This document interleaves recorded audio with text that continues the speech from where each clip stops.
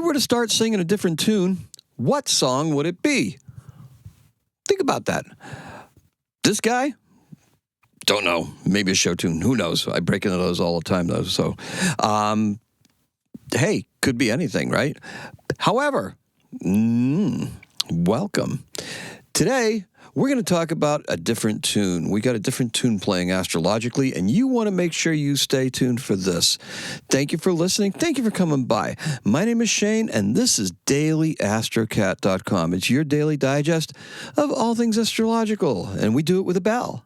We do it with style. We do it with a little bit of verve, and we also got some chimes going on. We have a purr, because Daily Astrocat, what would it be without a purr, right?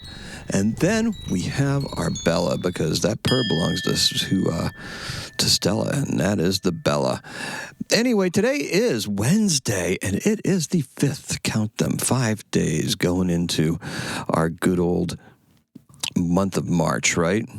What do we got for you? All right, so first of all, I instinctively turned off the recording equipment, but I did not turn off the camera, so I miss another great outtake. Anyway, now that I've got the right date up on my charts over here, let's check this out, okay? Because we've got Pluto making a sextile. Now, remember, Pluto just entered Aries, and we have, not Pluto, Mercury just entered Aries, and Pluto is sitting at the very beginning of Aquarius. Those two signs are sextile each other. And this is going to bring something even bigger into mind, okay? Because we told you how Jupiter was being rather testy and pesky with all of his bad behavior in Gemini, because he doesn't really like being there. And it tends to exaggerate some of the negative qualities of that sign, almost to the point where it can seriously, in self-service and in a narcissistic way, it can actually just throw morals right out the door, morals and ethics. Normally, Jupiter's about that stuff. Yeah, not in Gemini. It's like, let's see what we can do and get away with, right? So anyway, with that being said, look, this is going to become well, let's talk about the moon first, because the moon's void, of course, at 5:53 in the morning, and it's going to enter Gemini at 7:29 also in the morning. So now we're going to have the moon getting into this too, right? And so when the moon just enters Gemini, we're talking trine material between, and it's a mini grand trine, because we're going to have the moon, Mercury, and Pluto all in this position where it's like they're supporting each other, but they're supporting each other not in that grand fashion, but in a fashion that's like, hey, we've got some ideas, we've got some intuition going on here. What can we communicate and what can we do differently, okay? Communication today is going to change. It's going to change in ways that that are talking about more about what Aquarius stands for, what Pluto wants to begin accomplishing in Aquarius, and that's that equality and dissolution of structures and different technology coming forward, and everything happening the way that in a more egalitarian way. The last time that Pluto was in the sign of Aquarius was just about the time of the drafting of the Constitution of the United States and the French Revolution. So we've got there's definitely, and Uranus was just discovered right around just slightly before that, but with the discovery of Uranus, it was associated with these revolutions, the American Revolution, the French Revolution, basically the overthrow of most monarchies as they started to erode, right? It was the beginning of the end of the monarchies. And now it seems like we're going right the other direction, right? Don't think that's going to happen. However, not a political show, and that's not a political opinion. That's just an observation, okay? When somebody posts a picture of themselves on social media as a king, take it seriously, okay? I'm just telling you, there's nothing that is said or done that's done by accident. It's there to sow seeds of discussion, discontent, and just confusion, right? Now, with Mercury and Pluto, look, they're going to find a way to spur some of this innovation on, okay? start using AI a little bit more in your own life, okay? Start figuring out how that stuff is going to work and how you can master it instead of it mastering you. If you get lazy, you'll get screwed, okay? Because it's not accurate, right? It's not going to, it will do what you ask of it and nothing more, okay? Nothing more. It's going to do what you ask of it. Now, with that being said, and I don't know why that light was just fluttering back there. I don't know if it was me shaking the desk or what. However, pay no attention to that. There are no unfriendly ghosts in here, that's for sure. All right, so listen carefully to what is said today. Listen to what is said. I write these things beforehand. I do them with the knowledge in my mind of I don't know what the hell I'm talking about, okay? I don't pay attention to the news cycles or anything like that. So I had no idea that we were going to have this speech on Tuesday night with all this stuff. So now when I'm talking about listen carefully to what is said today, that's what you're listening to, right? That's kind of like the way the intuitive part of the astrologer works. And that way there, I just just a little insight into what makes my mind tick and where it grabs me and everything like that. I'm naturally grabbed and gravitated towards things like that, even though I stopped listening to the news probably about a year ago. All right, I just stopped. I had a whole period during the first Gulf War where I'd stopped too. I just totally blacked out news, and then finally I just started bringing the BBC back in generally and gradually, and then it became the full-time listening to it and everything. Stopped again. It doesn't help the astrology in my mind because it's a lower vibrational thing. It's more of a 3D discussion rather than a higher discussion. And that's what we're really aiming to have here is higher plane discussions about ideas and energy and flow and what we need to do to become better people overall and better denizens and members of humanity and better to each other. Now, today's keyword is definitely different tune. The color is a flowering forsythia branch. Still too early for that, right? Maybe if you're down south some places where it's a little bit warmer, you may start seeing a little bit of green and stuff like that. But I don't know.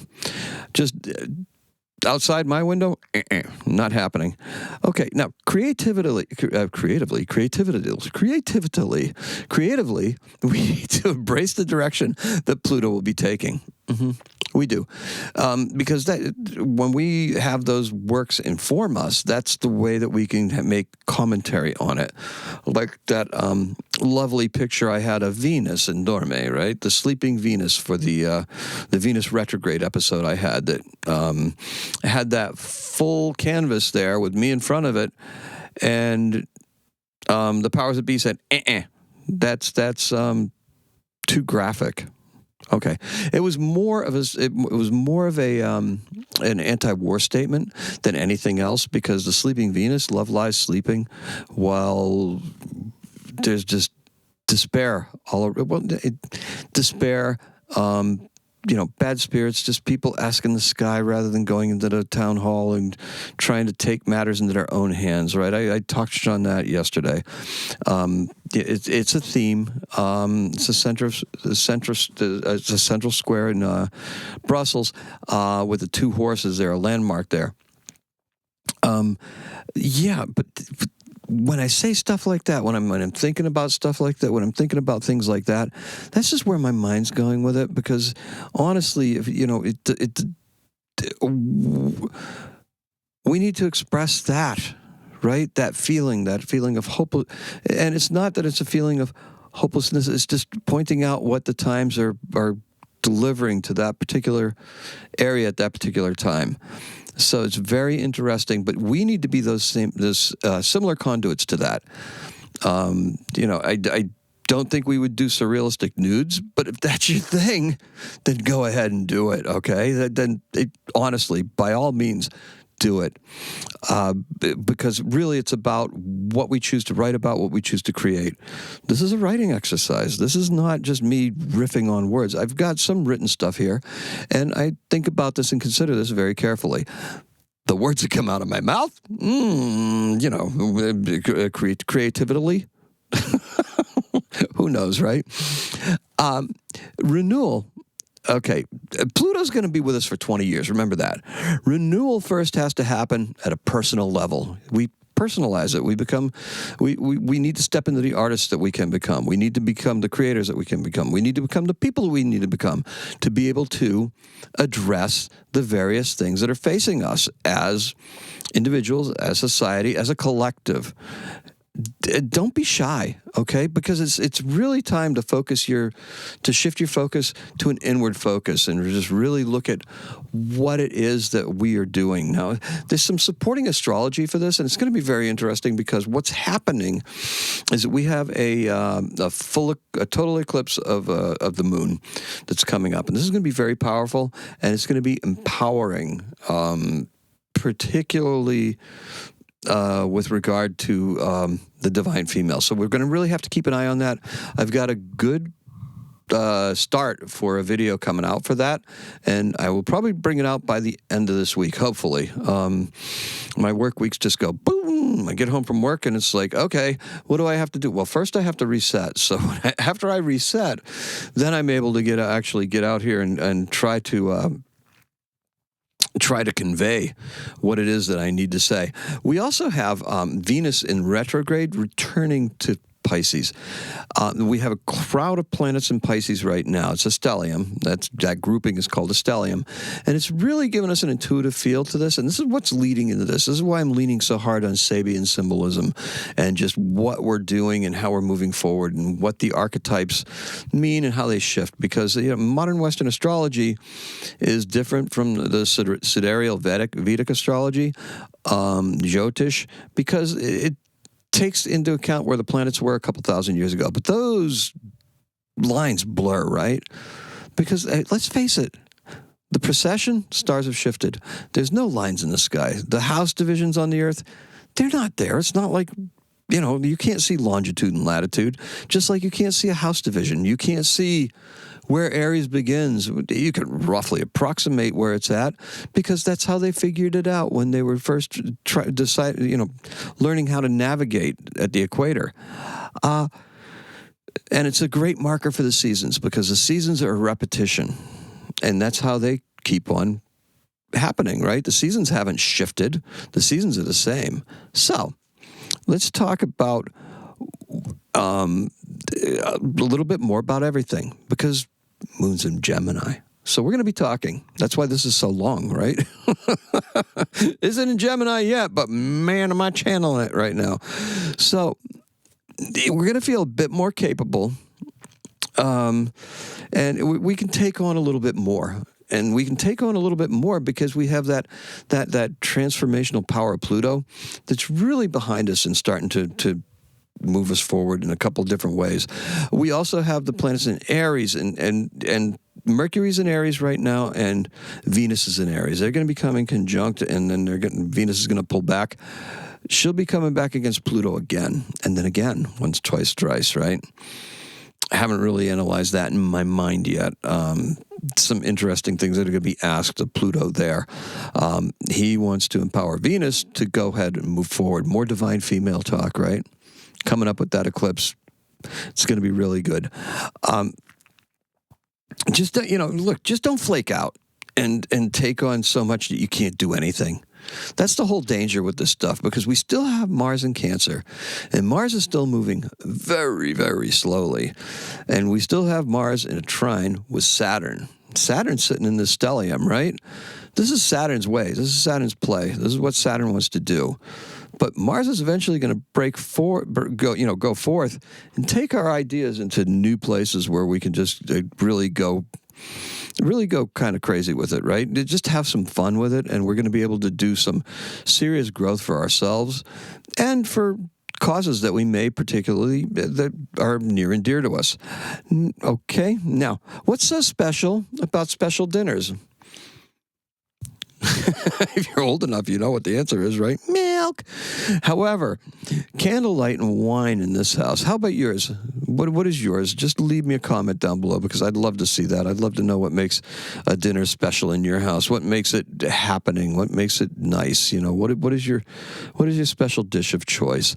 Okay, so in keeping with my liking themes and stuff like that, our event is from 1616, and it's the astronomical work of De Revolutionibus, and it's by Nicholas Copernicus. It was placed on the Catholic Forbidden Index.